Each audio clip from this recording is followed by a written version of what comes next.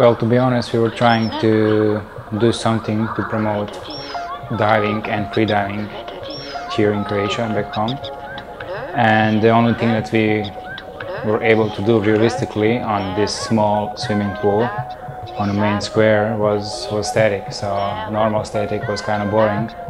So we decided to boost it up a little bit and try to do a Guinness World Record on Puro 2.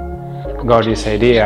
I had no idea can I do it at all or can't I, so we started to experiment with it, but the problem was that we start our experimenting after we announced Guinness World Record, so my first training was kind of terrible.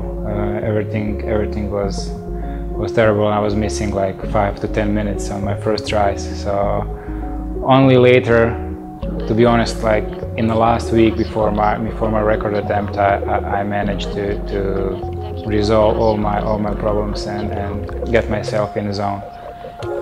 Well, in Zagreb my time was 22:30, and people often ask me what I'm thinking during that 20 plus minutes. There's really no simple way to explain what I'm thinking of.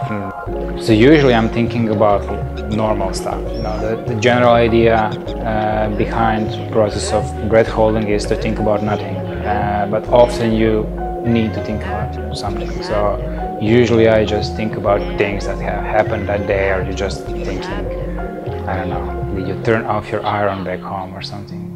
In Zagreb, I was listening to the trams that were passing by, so I was counting them, and that was it. You just find something to think about. It was pretty cool.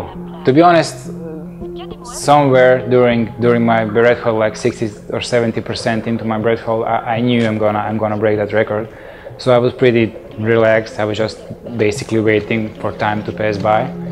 And at the point when I dove out, I was actually surprised that there was a lot of people there, because at the time when I started my warm-up and everything and breathe up, everything lasts for like 30 minutes or something. There was not so many people there, but at the point when I dove out, there was like, I don't know, 100, 200, 300 people around the swimming pool.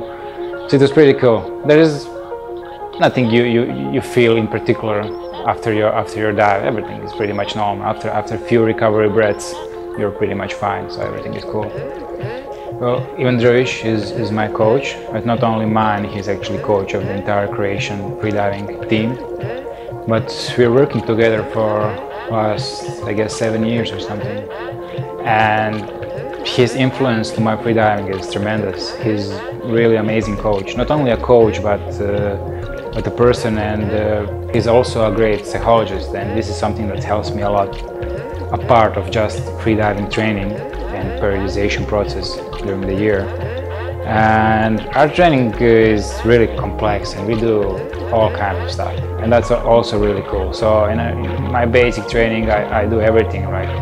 From normal stuff, freediving related, like swimming, diving and running, to something completely crazy like climbing, boxing and wrestling and doing jiu-jitsu and that kind of stuff. So training is really complex and really interesting in all parts of season, and that's something that helped me to go through all these 7 years of hard training without ever thinking about quitting. Well, I was born in Zagreb, but during my childhood years, I was coming on island Vir often. We have the house here, so I was spending summers here. And yeah, that's it. I first started diving here and basically learn how to swim here and everything. So it's really cool to now, like 20-25 years later, to try and break Guinness World Record here. It's actually pretty cool.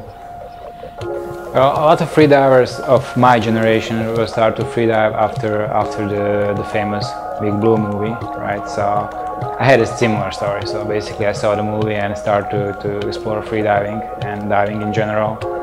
And that was it. I got the idea from the movie, and then later on I found a diving club back home in Zagreb. And I just joined one training session and stayed. That was it. Well, the challenge here will be to try to go pass this 22:30. So we'll see. It's gonna be hard for sure. It's gonna be harder than in Zagreb because now in this time of the year I'm basically at the start of my basic training, so I'm not in shape like I was in Zagreb. In Zagreb it was relatively easy. Now it's gonna really be challenging and hard, so we'll see. It will be cool for sure.